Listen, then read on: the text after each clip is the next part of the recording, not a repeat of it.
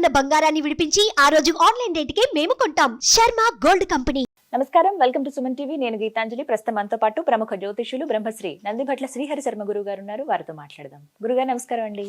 వాగర్థావివ సంపృక్తౌ వాగర్థ ప్రతిపత్తయే జగతః పితరౌ వందే పార్వతీ పరమేశ్వరౌ. సదాశివ సమారంభాం శంకరాచార్య మధ్యమాం అస్మదాచార్య పర్యంతం వందే గురు పరంపరాం.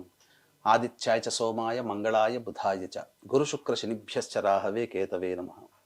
శృంగేరి జగద్గురు పీఠాధిపతులకి, కంచి పీఠాధిపతులకి నమస్కారములు తెలియజేసుకుంటూ కార్యక్రమాన్ని ప్రారంభిద్దాం. గురుగారు, కార్తీక మాసం ఏదో ఒక విశేషం ఉండే ఉంటుంది. ప్రతి ఒక్కటి చాలా విశేషమైన రోజులు. అప్పుడు ఎలా అసలు పూజను చేసుకోవాలి, దీపాలు ఎలా వెలిగించాలి, శివాలయానికి ఎలా వెళ్ళాలి, ప్రదక్షిణ ఎలా చేయాలి, ఇవన్నీ మాకు చెబుతూ వచ్చారు. ఇందులో భాగంగా ఇక అప్పుడే కార్తీక మాసం అయిపోతుందా అని అనిపించింది. 4వ సోమవారం 25వ తారీఖున 4వ కార్తీక సోమవారం. ఆ రోజున ప్రత్యేకించి ఏమన్నా పూజా విధానం అంటూ ఉందా? ఎలా చేసుకోవాలి పూజ? దీపాలు ఏమన్నా ఆ రోజు వెలిగించాలా? అసలు పూర్తిగా ఉదయం లేచిన దగ్గర నుంచి సాయంత్రం వరకు 4వ సోమవారం ఎలా పాటించాలి? కార్తీక సోమవారం ఇక చివరి దశకు వచ్చేసింది అన్నట్టుగా. ఇక 4వ సోమవారం అతి దగ్గరలో ఉండిపోయింది. అంటే ఇన్నాళ్ళ వరకు కూడా పరమేశ్వరుని ఆరాధనలో తరించిపోయినటువంటి భక్తజనానికి అయ్యో ఇంత తొందరగా ఈ కార్తీక మాసం అయిపోతుంది, ఇక మిగిలింది ఒక్క సోమవారమే కదా అని చెప్పి ఇంకా అత్యంత భక్తి ప్రపత్తులతో ఈ యొక్క కార్తీక సోమవారాన్ని జరుపుకునే వాళ్ళు కూడా ఉన్నారు. చాలా మందికి మహిళలకి కూడా అనేక రకాలుగా అడ్డంకులు వచ్చిన వాళ్ళు, మైల వచ్చిన వాళ్ళు, కార్తీక మాసంలో సరిగ్గా ఆచరించలేకపోయామే, ఈశ్వరుని ఆరాధన చేయలేకపోయామే అని బాధపడేటువంటి వాళ్ళు, ఇక ఇంకా ఎన్నో రకాలు చెప్పినా ఆ ఈశ్వరుని అనుగ్రహం పొందాలనే తపన ఉండి ఇంకా చేస్తే బాగుండు అనుకునేటువంటి వాళ్ళకి ఇక ఈ కార్తీక ఆఖరి సోమవారం చాలా పర్వదినంగా చెప్పవచ్చు. ఎందుకనంటే ఇక దశమి తిథి, ఆ రోజున కృష్ణ దశమి తిథి, పైగా రవి నక్షత్రమైనటువంటి ఉత్తర నక్షత్రం ఉన్నటువంటి రోజు సోమవారం అవ్వడం అంటే రవిచంద్రుల సమాగమం. సోమవారం చంద్రుడికి సంబంధించిన రోజు. ఆ రోజు ఉన్నటువంటి నక్షత్రము ఈ యొక్క ఉత్తర నక్షత్రం అంటే రవికి సంబంధించింది. దశమి తిథి విజయానికి సంబంధించింది. కాబట్టి ఏ సంకల్పంతోనైతే ఈ ఈశ్వరుని ఆరాధన ఆ 4వ సోమవారం రోజున చేస్తారో అటువంటి వాళ్ళకి ఆ సంకల్పంలో విజయం లభిస్తుంది. విజయాన్ని పొందాలి, ఈశ్వరానుగ్రహాన్ని పొందాలనుకునే వాళ్ళు కనీసం ఈ ఆఖరి ఇప్పటి వరకు ఈశ్వరుని దేవాలయం చూడలేదు అనుకునే వాళ్ళు కూడా ఈ కార్తీక సోమవారం ఆఖరి సోమవారం 25వ తారీఖు రోజున వచ్చేటువంటి సోమవారం రోజున చక్కగా ఎవరైతే ఈ ఈశ్వరుని ఆరాధన చేస్తారో వాళ్ళకందరికీ కూడా మంచి జరుగుతుందమ్మా. ఎందుకంటే శివానుగ్రహం అనేటువంటిది అతి దుర్లభమైనది ఏమీ కాదు. ప్రతి సామాన్య మానవుడు అనగా ఎరుకల వాడైనటువంటి తిన్నడు కూడా శివానుగ్రహాన్ని పొంది కైలాసం ముక్తి పొందాడు. కాబట్టి ఈ ఈశ్వరానుగ్రహం పొందడానికి కులమత విచక్షణ అంటూ లేదు. ఇతర మతాల వాళ్ళు కూడా ఈశ్వరుని ఆరాధించి పొందిన వాళ్ళు ఉన్నారు. మరి ఆ రోజున ఎలా చేయాలండి పూజ? ఒక చిన్న సందేహం అండి. కొంతమంది ఇప్పుడు ఆ రోజున ఉపవాసం ఉందాం అనుకున్నప్పుడు ఉదయం పూట వెళ్ళి దీపం వెలిగించేసి ఆ రోజంతా ఉపవాసం ఉంటారు. కొంతమంది లేదు, పొద్దునంతా ఉపవాసం ఉండి సాయంత్రం వెళ్ళి దీపం వెలిగిస్తారు. ఏది సరైన పద్ధతి? అలా ఉందా? మనకు శాస్త్రం ప్రకారం చెప్పబడి ఉన్నది ఏంటంటే ఉషః కాలము సంధ్యాకాలంలో ఖచ్చితంగా ఆ ఇంట్లో దీపారాధన చేయాల్సింది. కాబట్టి ఉదయాన్నే బ్రహ్మముహూర్తంలో మనం నిద్ర లేచిన తర్వాత కాలకృత్యాదులన్నీ తీర్చుకొని ఉదయం 4 to 5 మధ్యలో శివ పరివారం పటానికి చక్కగా పూలమాల వేసి అవకాశం ఉంటే శివలింగానికి అభిషేకం చేసుకోవాలి. అన్ని రకాల ద్రవ్యాలతో, ఎన్ని రకాల రసాలు దొరికితే అన్ని రకాల పళ్ళ రసాలతో ఆ రోజున అభిషేకం 4వ సోమవారం అత్యంత వైభవోపేతంగా చేసుకోవచ్చు. ఆ విధంగా అష్టదళ పద్మం వేసి శివలింగం పెట్టిన తర్వాత 3 తమలపాకులు పెట్టి ఆ 3 తమలపాకుల మీదుగా ఆ 3 తమలపాకులో పసుపు కుంకుమ పుష్పములు జల్లి, పుష్ప రెక్కలు లేదా పుష్పములు జల్లి అప్పుడు శివలింగం పెట్టి ఆ శివలింగానికి కనుక అభిషేకం చేయించిన తర్వాత, లేదా అభిషేకం చేసుకోలేని వాళ్ళు ఆ శివ చిత్రపటానికి నమస్కారం చేసుకొని ముందుగా గణపతి ఆరాధన చేసుకోవాలి.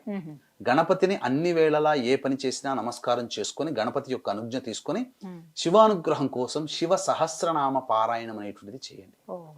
శివ సహస్రనామ పారాయణం. ఈ శివ సహస్రనామ పారాయణం చేసిన తర్వాత ఆ రోజంతా కూడా ఉపవాసం ఉండవచ్చు. ఉపవాసం లేని వాళ్ళు అనగా శరీర సహకరించిన వాళ్ళు భోజన పదార్థాలు తీసుకొని అనగా సాయంత్రం 5 గంటలకల్లా మళ్ళీ కాలకృత్యాదులు తీర్చుకోవాలి, స్నానం ఆచరించాలి.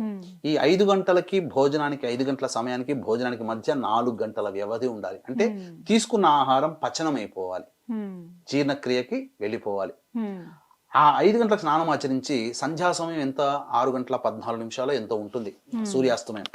ఆ సూర్యాస్తమయానికల్లా దేవాలయానికి చేరుకొని ముందుగా నవగ్రహాల చుట్టూ శివాయ నమః అంటూ 27 ప్రదక్షిణలు చేసిన తర్వాత శివాలయంలో మారేడు దళాలతో కానీ, శంకు పుష్పాలతో కానీ, గన్నేరు పుష్పాలతో కానీ, నందివర్ధన పుష్పాలతో కానీ, చామంతి పుష్పాలతో కానీ, ఇలా ఏవైనా కానీ సకలమైనటువంటి పుష్పాలతో, పూజకి పనికి వచ్చే పుష్పాలతో స్వామివారికి అర్చన జరిపించినట్లయితే తప్పకుండా శివానుగ్రహం కలుగుతుంది. ఆ రోజున ఆ విధంగా చేయాలి. ఇక ముఖ్యంగా శివాలయానికి ఉదయము సాయంత్రం వెళ్ళవచ్చునమ్మా. కాబట్టి ఆ రోజున శివాలయం చుట్టూ శివ ప్రదక్షిణ చేయాలి.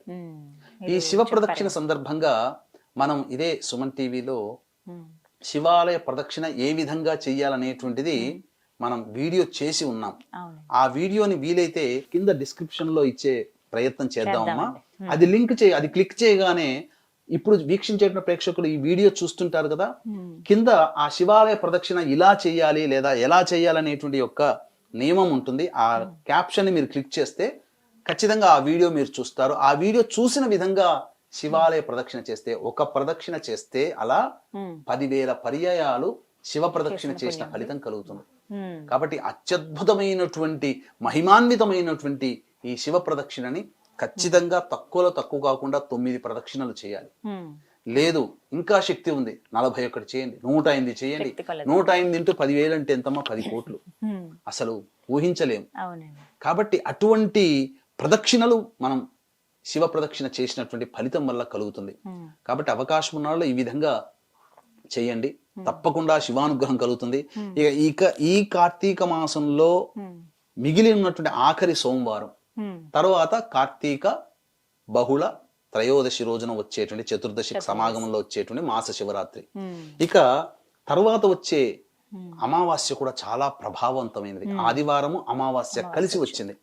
కాబట్టి వీక్షించేటువంటి ప్రేక్షకులకి ఆదివారం అమావాస్య సందర్భంగా జాతకరీత్యా విద్య, వివాహ, ఉద్యోగ, దాంపత్య, సంతాన, అనారోగ్య సమస్యల నివారణకి మరియు వృషభ, మిథున, కర్కాటక, సింహతుల, వృశ్చిక, మకర, కుంభమీన రాశిలో జన్మించిన వారికి శనిదోష పరిహారార్థమై సర్వదోష నివారణ పూజలు, హోమాలు పర్ హెడ్ 1,500 రూపాయలకి చేయించడం జరుగుతుంది. అవకాశం ఉన్న వాళ్ళు కార్యక్రమ తదనంతరం కాంటాక్ట్ చేసి పూర్తి వివరాలు తెలుసుకోవచ్చు. ఈ విధంగా అమావాస్య రోజున కూడా ఈశ్వరుని ఆరాధన చేయవచ్చు. అత్యద్భుతమైనటువంటి రోజులు ఈ కార్తీక మాసం అంతా వచ్చి ఉన్నాయి. ఇప్పుడు సోమవారం రోజు సాయంత్రం ఉపవాసం విరమిస్తారు కదండి, అప్పుడు ప్రధానంగా తీసుకోవాల్సిన ఆహారం అంటే ఏదైనా నియమం ఉందా?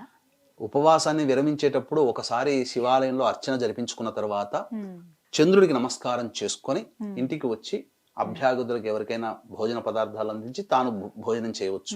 అన్నం అవి తినవచ్చు. ఉపవాసాన్ని విరమించేటప్పుడు లేదు, పూర్తిగా నక్తవ్రతాన్ని ఆచరించాలనుకునే వాళ్ళు ఆ రోజు ఈశ్వరునికి పెట్టినటువంటి నైవేద్యాన్ని భోజించవచ్చు. ఇంకా చెప్పాలి అని అంటే ఈ సూర్యాస్తమయ సమయంలో ఎవరైతే ఈశ్వరుడికి అన్నాభిషేకము జరుపుతారో ఆ అన్నాభిషేకం జరిపినటువంటి పదార్థాన్ని పడవేయకుండా కుటుంబ సభ్యులందరూ కూడా భోజనంగా స్వీకరించవచ్చు. తప్పు లేదమ్మా. అన్నాభిషేకం సర్వదా శ్రేష్టకరం. ఇంట్లోనే చేసుకోవచ్చు. అలా అన్నాభిషేకం చేస్తున్నప్పుడు ఏం పఠించాలి? శివనామాన్ని పఠిస్తూ అన్నాభిషేకం అంటే ప్రెషర్ కుక్కర్లో అయితే ముద్దగా అవుతుంది, గంజి వార్చినట్లయితే మల్లెపూలలాగా పొడి పొడిగా అవుతుంది. చల్లారిన తర్వాత ఆ విధంగా చేతులతో తీసుకొని ఇలా భస్మాన్ని ఏ విధంగానైతే అభిషేకం ఇలా చేస్తామో ఆ స్వామి వారిని కూడా ఇలా అభిషేకం చేస్తుంటే ఆ శివలింగం మీద పడుతున్నప్పుడు సందర్భంలో శివ శివ శివ శివ అనుకుంటూ చేయాలి. ఈ విధంగా శివాభిషేకము ఈ విధంగా చేయడం వల్ల ఈశ్వరుని యొక్క సంపూర్ణమైనటువంటి అనుగ్రహం కలుగుతుంది. ఎందుకంటే కలియుగే అన్నగత ప్రాణః అంటే మానవుడి జీవితం అంతా కూడా అన్నం మీద ఆధారపడి ఉంటుంది. అటువంటి నా జీవానికి, నా యొక్క జీవితానికి ఆధారభూతమైనటువంటి అన్నాన్నే నీకు సమర్పిస్తున్నాం. ఎందుకంటే అంత మూఢభక్తి ఇప్పుడు ఎవరికి లేదుగా. పూర్వకాలంలో విన్నాం, శరీరాన్ని త్యాగం చేసి శిరస్సుని త్యాగం చేశారు విక్రమాదిత్యుడు అని చెప్పి.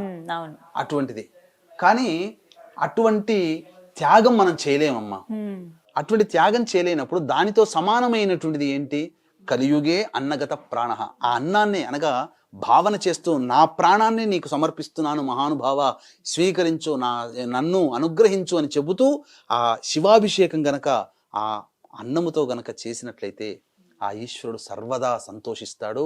మనల్ని కంటికి రెప్పలాగా ఆ యొక్క శివానుగ్రహం మనం వెంటాడుతుంది. కాబట్టి మనకు అపకారం చేయాల్సినటువంటి వ్యక్తికి కూడా ఆ శివానుగ్రహ ప్రభావం వల్ల ఆ అపకారం తొలగిపోతుంది అని అంటే కేవలం వ్యక్తే కాదమ్మా, మనల్ని జాతకరీత్యా మన జీవితంలో ఎదురయ్యేటువంటి దుర్ఘటనలు కూడా ఆ దుర్ఘటనలో శివానుగ్రహం చేరడం చేత అవి దుర్ఘటనలు దూరం అయిపోతాయి. కాబట్టి అటువంటి జాతకంలో ఉండే దోషాన్ని కూడా తొలగించుకుపోయేటువంటి శివానుగ్రహాన్ని ఈ విధంగా ఎవరైతే చేస్తారో వాళ్ళకందరికీ కూడా సర్వదా శుభముగా ఉంటారని చెప్పడంలో ఏమాత్రం సందేహం లేదమ్మా. చక్కగా వివరించారు గురుగారు. నమస్కారం అండి. సర్వం శ్రీ ఉమామహేశ్వర పరబ్రహ్మార్పణమస్తు.